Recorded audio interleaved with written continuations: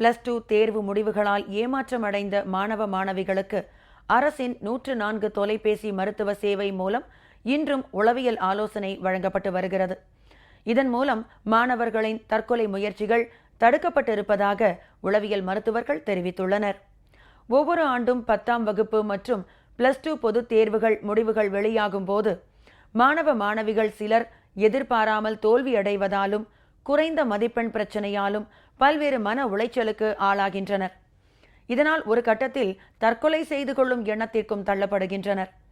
இதனை தடுக்க தமிழக அரசு மூலம் 104 தொலைபேசி மருத்துவ சேவை அமைப்பு தொடங்கப்பட்டு கடந்த சில ஆண்டுகளாக வெற்றிகரமாக செயல்பட்டு வருகிறது. தமிழகத்தில் +2 தேர்வு முடிவுகள் நேற்று வெளியானதை தொடர்ந்து ஏமாற்றத்திற்கு ஆளாகி இருக்கும் மாணவ மாணவிகள் பலர் 104 தொலைபேசி சேவையை பயன்படுத்தி வருகின்றனர். நேற்று ஒரே நாளில் 1600 பேர் இந்த சேவையை பயன்படுத்தி மன உளைச்சலில் இருந்து விடுபட்டனர்.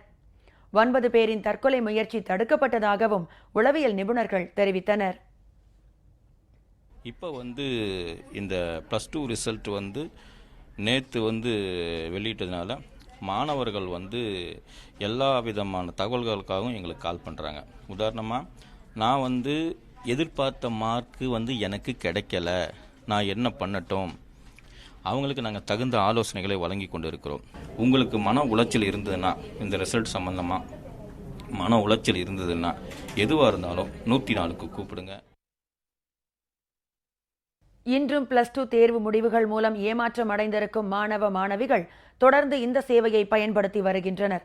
காலையில் சுமார் 1 மணி நேரத்தில் 60க்கும் மேற்பட்ட மாணவ மாணவிகள் மருத்துவ உளவியல் சேவையை பயன்படுத்தியதாக அதிகாரிகள் தெரிவித்துள்ளனர்.